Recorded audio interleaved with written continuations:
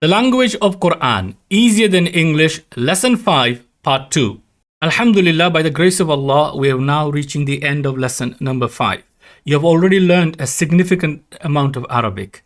If you go back and review the first 4 lessons, you have learned already, alhamdulillah, the basic rules of forming nominal sentences. You've learned about the 4 properties of ism. And of course, in this lesson, we've now added by another 1370 words that occur in the Qur'an, which are pronouns, detached rafa pronouns. We're going to learn in this lesson, inshallah, in this part of the video, we're going to learn how to form sentences very simply using the 14 pronouns that we have learned, and also some additional information about the pronouns which will help you, inshallah ta'ala, in your future studies.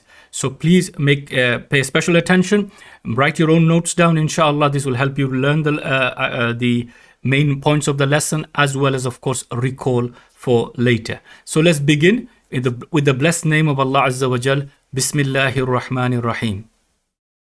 Just from our second lesson, lesson number 2, we started learning the basic rules of nominal sentences. Again, if you recall back to 2.8, we went through the basic rules, and that is, again, just as a reminder for you, that a nominal sentence begins with an ism, has 2 parts. The first part is called mubtada, and normally the khabar comes after. The second part is called khabar. And we can form sentences in Arabic with just 2 words without the need for a verb. Those are the basic rules that we referred to. And of course, the mubtada, which we can see here, and khabar, in English, we would say, for example, that Hamid is our subject and this part is our predicate.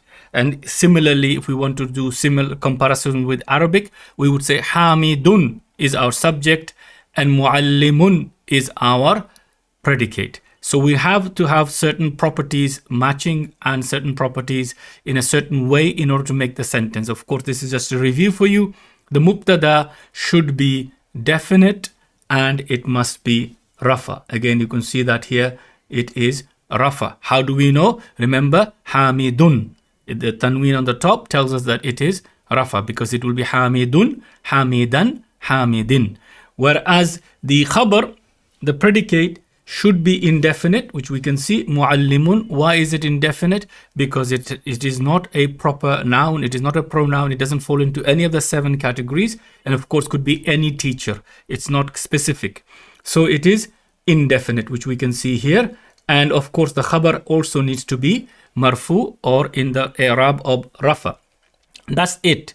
As far as the rest is concerned, you match the gender and you match the number. So if the subject is singular, the khabar is also singular. If it's dual, it's dual. If it's plural, it's plural. If it's masculine, it's masculine. If it's feminine, it's feminine. So that's the basic structure of a nominal sentence. And I shared this diagram with you before to help you easily remember the 4 properties and how they interact in a nominal sentence. Please note, in other structures it will be different. So note this point, that the nominal sentence, definite, indefinite, gender matching, then the same, number matching, and the i'rab both being rafa, marfu or rafa in the i'rab of rafa. And that's it. And using that knowledge, inshallah ta'ala, now we can form sentences using the pronouns. So in English, we have 2 sentences. Hamid is a teacher, and I now want to say he is a teacher instead. Of course, we know already, and I've repeated so many times for you, that huwa means he, and huwa is a detached pronoun, and all detached pronouns are rafa. So it forms, it gives us the quality of our mubtada, huwa muallimun. Huwa muallimun. He is a teacher. Again, please review the 4 properties, and you will see, grammatically speaking, both sentences are exactly identical. Hamidun, muallimun. Hamid is a teacher. Huwa muallimun, he is a teacher. Of course, if I wanted to say she is a teacher, I would say hiya muallimatun. Hiya muallimatun. If I wanted to say they are teachers, I would say hum muallimuna. They are teachers. Antum muallimuna. You are all teachers. So this is how you can use, alhamdulillah, this basic knowledge to start forming 14 sentences with any of these applicable nouns or ism in Arabic. So you can use that, inshallah ta'ala, to do your own sentence and your own practice. So again, let's quickly go through the 14 pronouns that we learned before, alhamdulillah, in part 1. Let's practice them for not only for revision but also to further our studies. So we have huwa, huma, hum, hiya, huma, hunna, anta, antuma, antum, anti, antuma, antunna, ana, nahnu, ana, nahnu. One more time. Huwa, huma, hum, hiya, huma, hunna, anta, antuma, antum, anti, antuma, antunna, ana, nahnu. Again, this is my right hand, this is my left hand, as a reminder, just in case the camera plays around and puts it the other way. So it's again a reminder for you that how easy your brain is now associating third person, second person, first person, singular, dual, plural, masculine, singular, dual, plural, feminine. So your brain's going to take care of all of that, provided you practice in the order that I've shown you, the 14, as well as using the hand signs. Please make a note of the picture up as a reminder. Please remember these 2 points, that they are definite and they are rafa. And that's all the 14. And of course, I have got the numbers of the time that they occur in the Qur'an as a motivation for you to learn these pronouns. So we're now going to start using these pronouns, inshallah, and what we learned in the Muslim table. In lesson 4.8, I gently reminded you, and I remind you again, the importance of learning the Muslim table.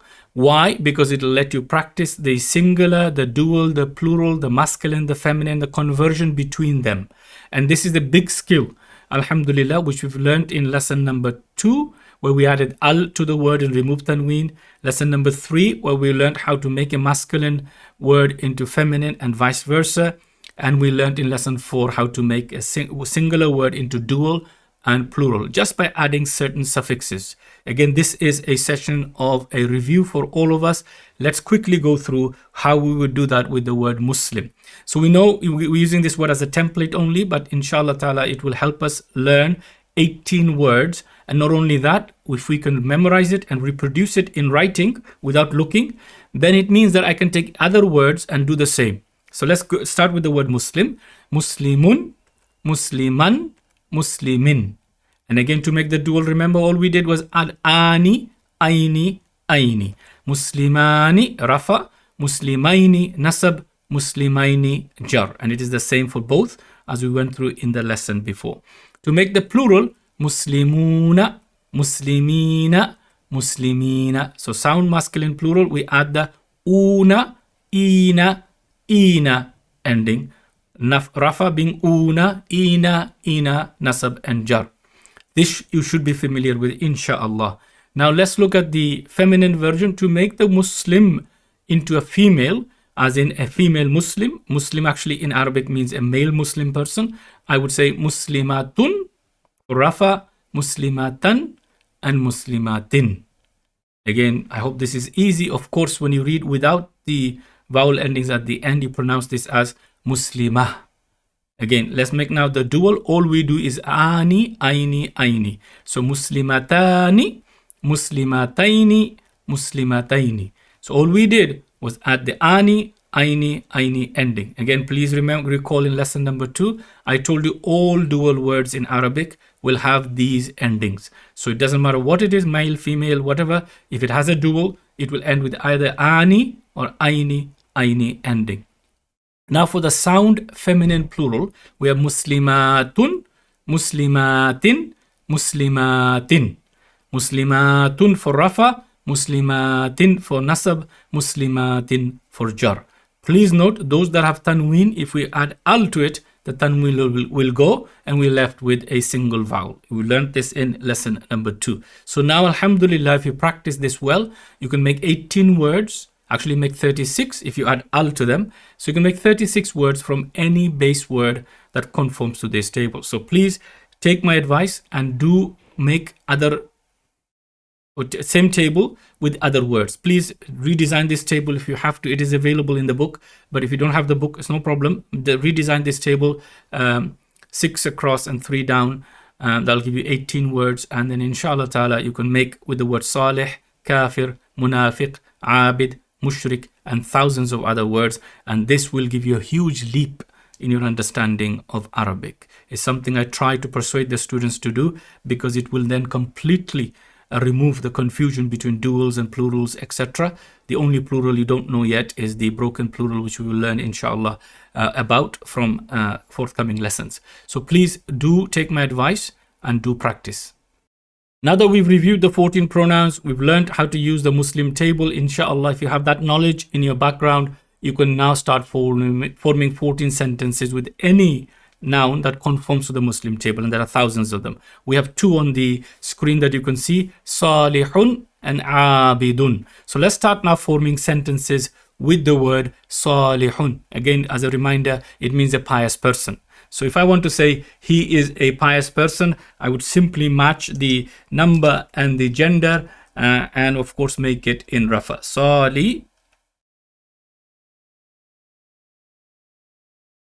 Salihun. Or I want to say they too. So huwa salihun is he is pious. They too, Muslim male persons, are pious. So I simply do salihani. Again, you can see very ani ending I've added. Now for the plural, I would add the una ending. So I would have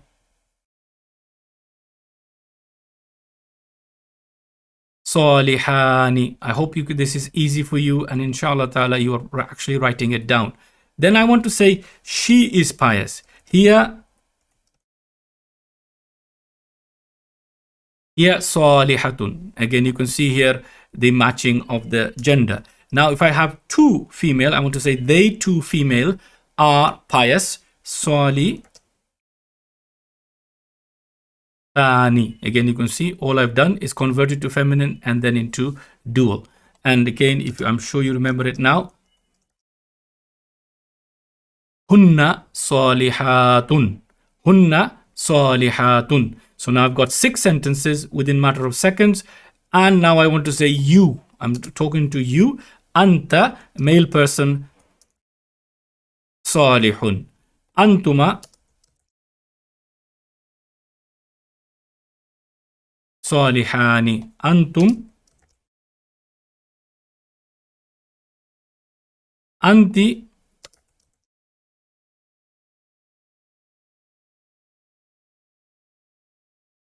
and antuma,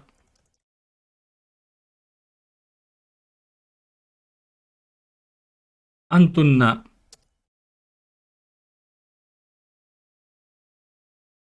Salihatun. Now here, if the person speaking is a male, they will say ana salihun. And if they're a female, they will say ana salihatun. Simple. So we'll stick with this one for now. Okay. And if the male persons are speaking, we, whether they're 2 or 4, if they're 4 or 3 or more, I meant, if they will say nahnu salihuna. Of course, if they're dual, they will say salihani, and if they were female, salihatun.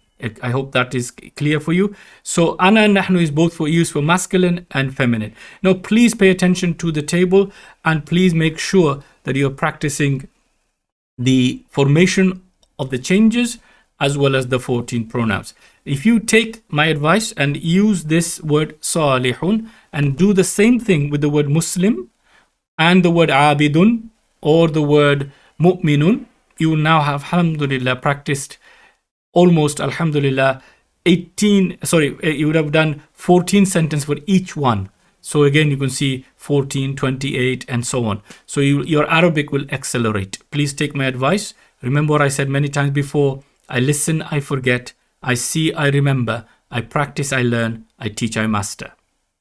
So until you practice, you're not learning. You watch my videos, may Allah bless you for your kind comments, but you're not benefiting. Okay, you're listening to my words, alhamdulillah, may Allah bless you. But again, learning hasn't started yet. Benefiting, certainly. I'm benefiting. We're all benefiting by the grace of Allah Azza wa Jal. But when you practice, you learn. And when you learn, you can pass that knowledge on to somebody else. So may Allah grant all of us tawfiq to be sincere in our learning and practicing what is required until we start sharing that knowledge for the benefit of the ummah. Just to reiterate what I meant earlier, so if I want to say I am a believer, and the word for believer we should already know, mu'minun, I am a believer, I'm male person, I would say ana mu'minun. If I was speaking as a female, I would say ana mu'minatun. If I was two of us are speaking, we're both male, we say nahnu mu'minani. If two of us were female speaking, we would say nahnu mu'minatani. If we were all in a group, 3 or more, 3, 4, 5 million, whatever, we want to say we are believers, nahnu mu'minuna. And of course, feminine version, nahnu mu'minatun. So you can see here, ana is used for both male and female, nahnu is used for dual and plural, as well as for masculine and feminine. I hope that point is also obvious for you. One important point about the way we read ana. Now, ana is written with an extra alif at the end, which you can see here. So ideally, normally, you would read this as ana. No, you read it as if it is written like so.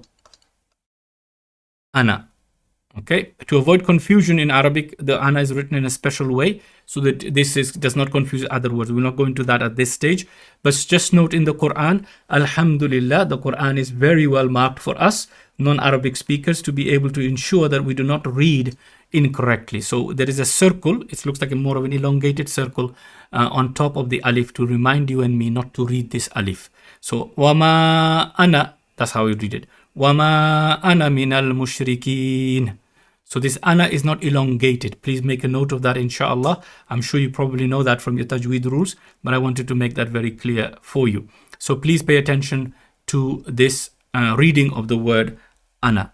Now we're going to look at a situation where we are going to slightly flex the rule that we've learned so far. We've learned that the khabar is normally indefinite. That's what I've kept on saying so far. But there are occasions when the khabar can also be definite.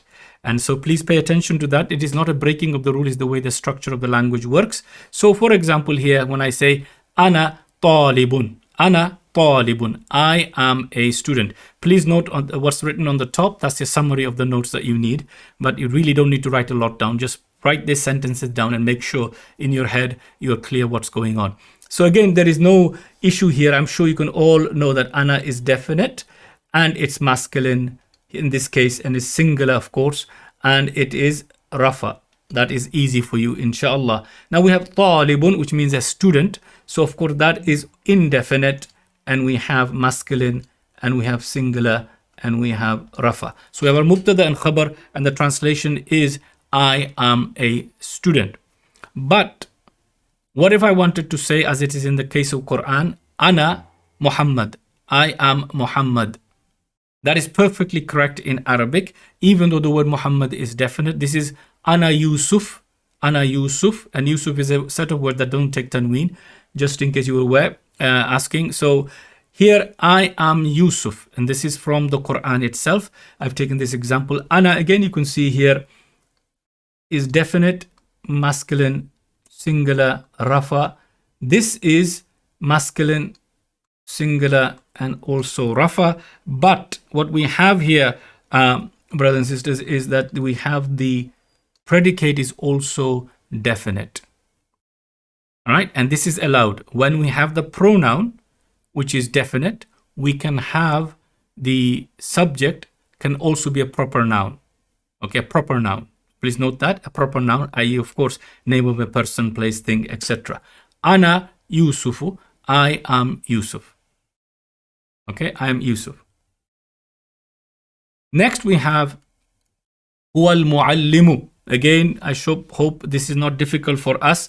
We know that huwa is definite and rafa, of course, masculine singular, but al is also definite and rafa and masculine and singular. So what we have here now, huwa al-muallimu. Huwa al-muallimu. He is the teacher. So this is another occasion when the pronoun is the subject, we can have the proper, definite by al to be the predicate, definite by al. In this case, we have now two, which are both definite. I hope this is very clear for you, inshallah, and there is no confusion. So with a pronoun, I can have a proper noun as definite, a khabar, and I can also have a ism that is being made definite by al. So I can say Ana Muhammad, Arjan, whatever the name is, Ana Maryam, whatever, that's perfectly correct. Anta al-muallimu, you are the teacher. Perfectly correct. You are the teacher. Whereas anta muallimun, you are a teacher. Anta al-muallimu, you are the teacher. So please make a note of these flexing of the rules just for you to be aware. We're journeying through, so we need to look at a few nuances here and there, and this is a very important one.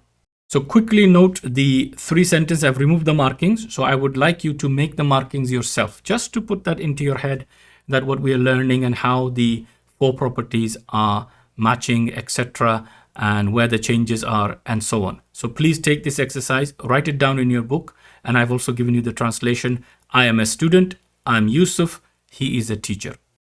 We've looked at earlier where we can have more than one khabar. Here we're going to look at how when the pronoun is the subject, mubtada, we can also have more than one khabar, and it's quite commonly used in the Qur'an, so I wanted to share this with you. So here in the Qur'an we find he is all hearing, all knowing. He is all hearing, all knowing. Huwa as-sami'ul alim. He is all hearing, all knowing. So you'll see now huwa is our mubtada, khabar number 1 and khabar number 2. So again, very beautifully done, alhamdulillah. And you can see here example from the Quran, and we could do many more examples, but inshallah ta'ala, let's not make the video too long. So huwa, he, as-sami'u, al-alimu. Again, two khabars, and it's following that change I mentioned to you earlier. Alhamdulillah, we are becoming familiar with the nominal sentence, the jumla ismiya, but there are some particles or huruf in Arabic that we can add to sentences to make our sentences more elaborate, more complex, if you want to use that word. And we can also convert a sentence to a question very simply. So I'm going to share these 5 with you now, and we will be doing more, but the reasons I've chosen them is that they are very frequently used in the Quran. So we have wa, fa, hal, a, man. So these are commonly used in the Quran and also in the Arabic language. Let's quickly go through these particles or huruf, harf singular, that can be added to a nominal sentence. First, we're going to learn wa. What I'd like you to do is pause the video and translate the following from English to Arabic, please, in your notebook. Let me give you some basic instruction. What we have first is they and you. So for example, if I want to say he and she, I would say huwa he, hiya, she. Huwa wa hiya. You and I, anta wa ana. The second one is actually 2 sentences I have. Hamid is a student and Maryam is a teacher. I put and in between. The third, I have the house is big and beautiful. So here I'm joining the 2 descriptions of the house. The first one being big and the second one being beautiful. The word for beautiful, if you can't recall it, is jamil. Big is kabir. House you should know already, bait. Baitun. And then you put al in front. Then we have the mosque is old. Again, you should know that.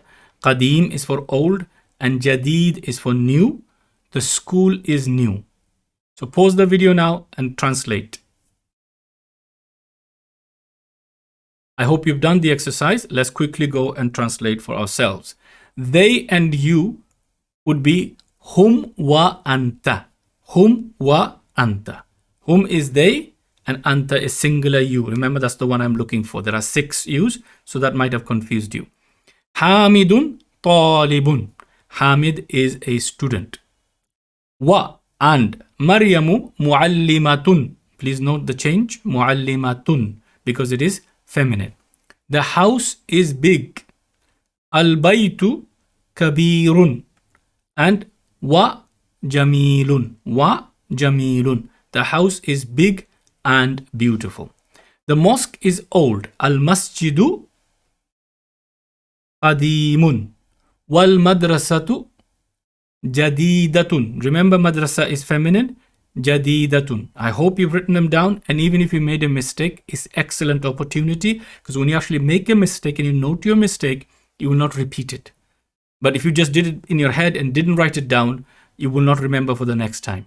So write it down, make a mistake, alhamdulillah, that's how we all learn. Nobody's learned anything without making mistakes. The more mistakes you make, the more quicker you will learn, provided you learn from your mistakes. One more very important point, there are certain words in Arabic which are called joining, conjunction. They join two things together. One of them is wa, the other one is fa, which we'll look at soon. And then we have thumma and few others. These are very commonly used in the Quran. What happens to them, whatever the i'rab of the part that they're joining, the part they have joined has the same i'rab and the properties. So they copy each other. To illustrate that point, we will go back to the most famous sentence we've been learning so far. Remember, Ja'a Hamidun. Ja'a Hamidun. Ja'a Muhammadun. Ja'a Imamun. Ja'a al-Imamu. The Imam came. That sentence structure. So I want to say, instead of saying Hamid came, I want to say Hamid and Zaid came. I saw Hamid and Zaid. I gave salam to both Hamid and Zaid. Okay, pause the video, see if you can do it.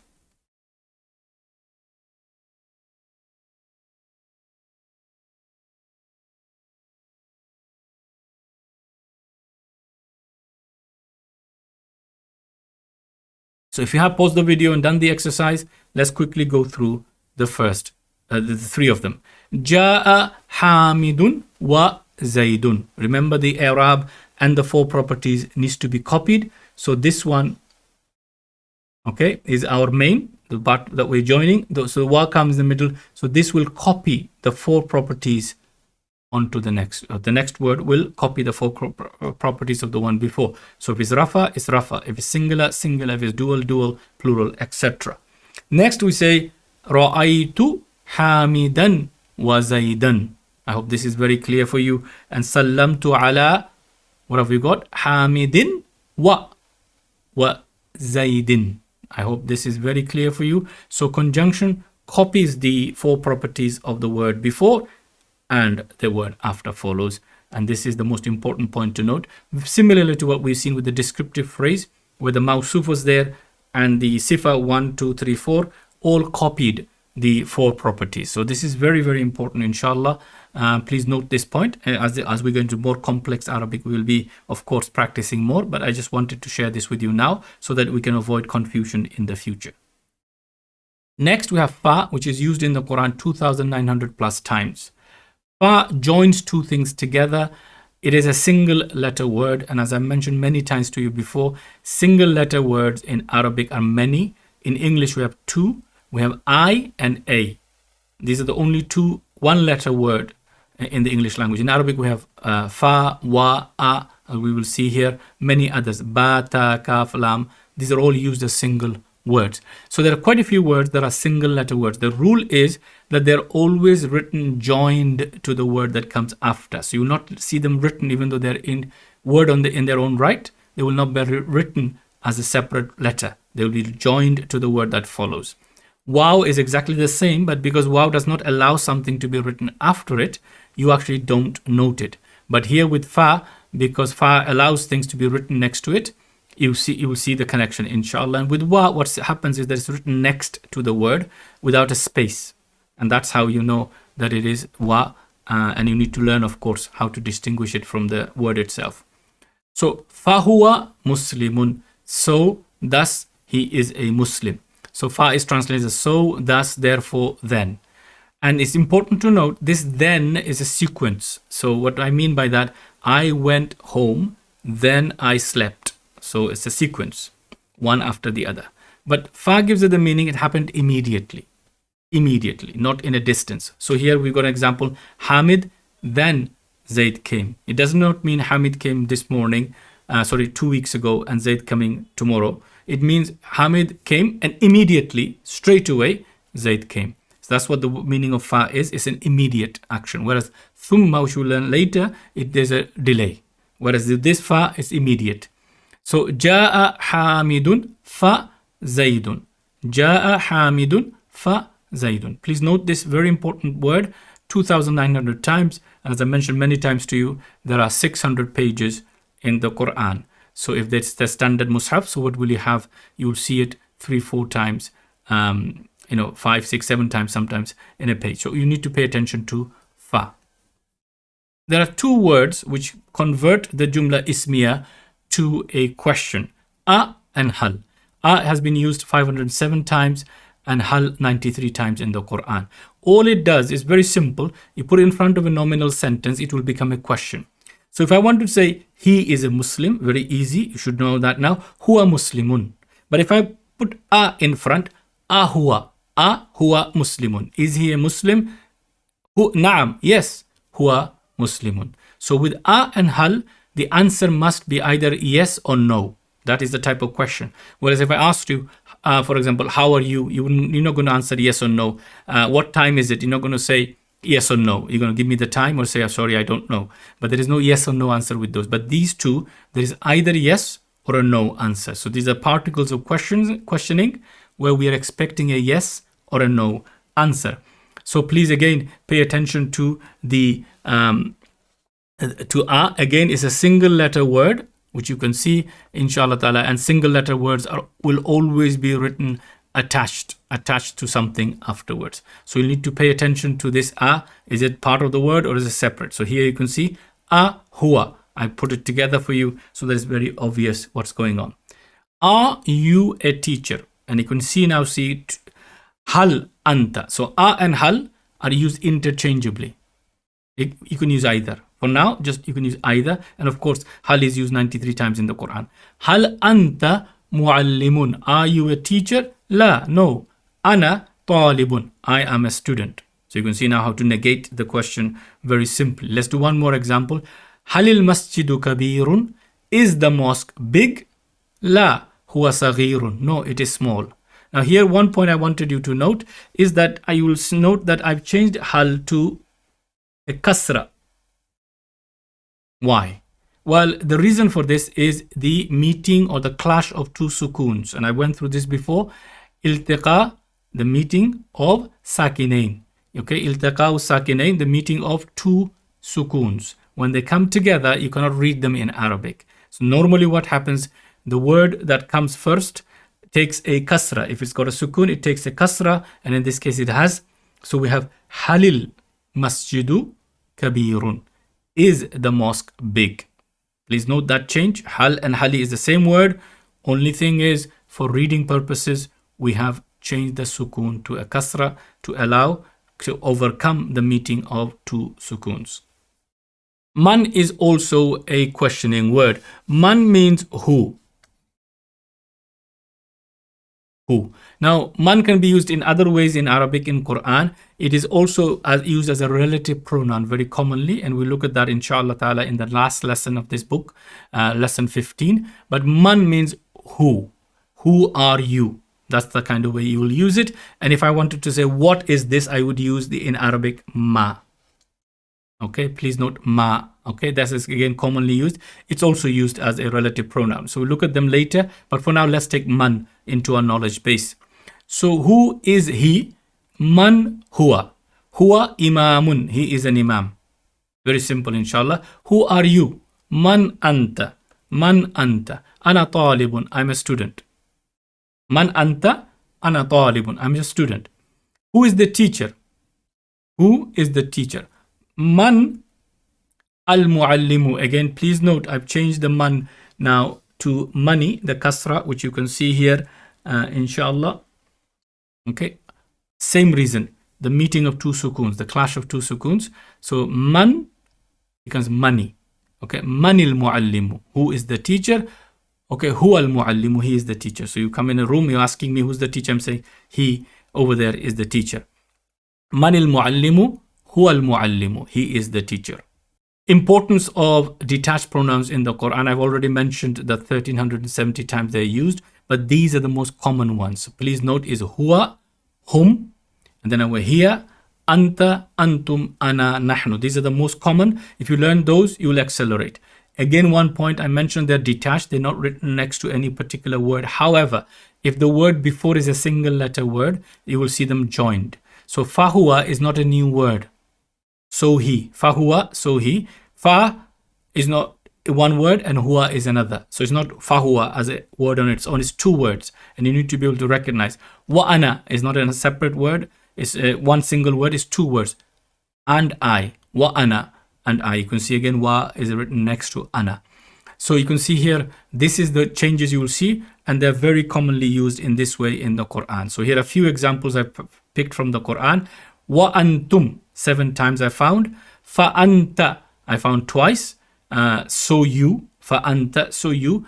A antum, please pay attention to that. There is 2 a there. First a is questioning. The second a is you all. A antum. Antum Muslimun, are you all Muslims? So again, I found 7 occurrences. There are possibly more. And the next one is quite detailed. A fa anta. Again, I split it up for you to see. A fa anta. Again, it's not one single word. It's actually 3 different words. So we have a fa anta, and you can found it 6 times in the Quran. And wahum, very frequently used in the Quran, 136 times.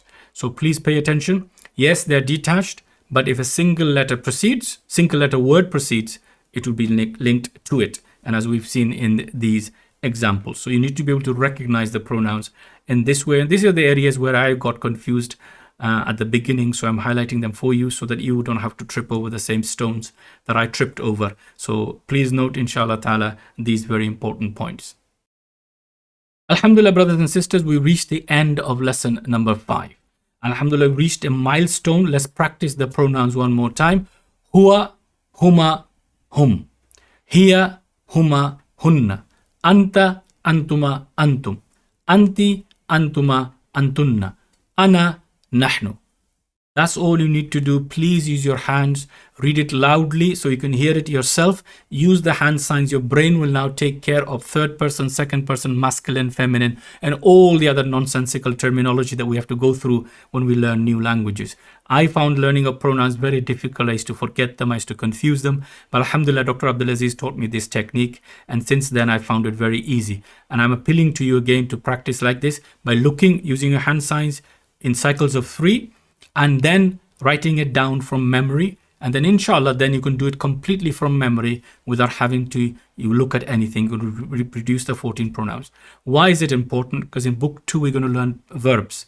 And you will get confused. If you don't get these 14 pronouns, third person, second person, first person idea in your head, you will get confused. Every language works in different way. English works in one way. Arabic works in this way. So it's 14 pronouns that you have to learn.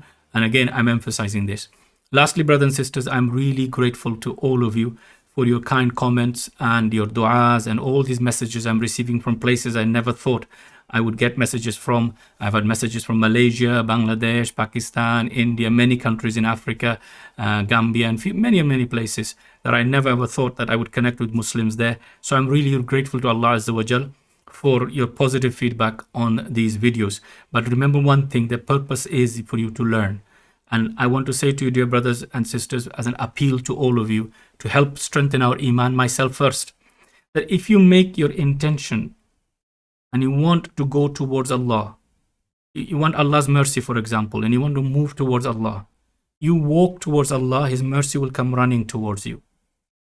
If you want to learn Arabic only for the sake of Allah Azza wa Jal, to learn to understand His book, to understand the message of the Messenger Sallallahu Alaihi Wasallam, Allah will make that task easy for you. You have to believe this. Allah will make it easy. So even if you have all the money in the world, even if you have all the resources, but if Allah subhanahu wa ta'ala makes it easy for you, then you don't need any money or any resources. You just need your time, your intention, and you need to strive in Allah's cause. So you have to make the first steps of walking. So whether you learn from me or anyone else, it is really irrelevant. As long as you remember this message, it is Allah subhanahu wa ta'ala is going to make it easy for you and I. So our job is to strive. Our job is to work hard. And as I keep on telling you, I listen, I forget, I see, I remember, I practice, I learn. I teach, I master. Make the intention to learn for the sake of Allah Azza wa Jalla alone, and so that you can understand the book of Allah and some of the hadith of our beloved Prophet ﷺ, and Allah will make it easy. Your task will become very easy. I never ever had the opportunity to study in an institute because I've been busy all my life trying to earn a living, trying to, look after my family, put a roof over their head, all these things that every human being, I'm sure I've had it maybe a lot easier than many others, but we all struggle in the same way. Finding time, disorganized, laziness, all of these things has affected me as much as it affects all of us. So what we need is a commitment to Allah Azza wa Jal, and all you need, my brothers and sisters, is to continuously strive and make dua. Trust me, by Allah, I swear, Allah Azza wa Jal, in His infinite mercy, He will make it easy for you. Just make the intention.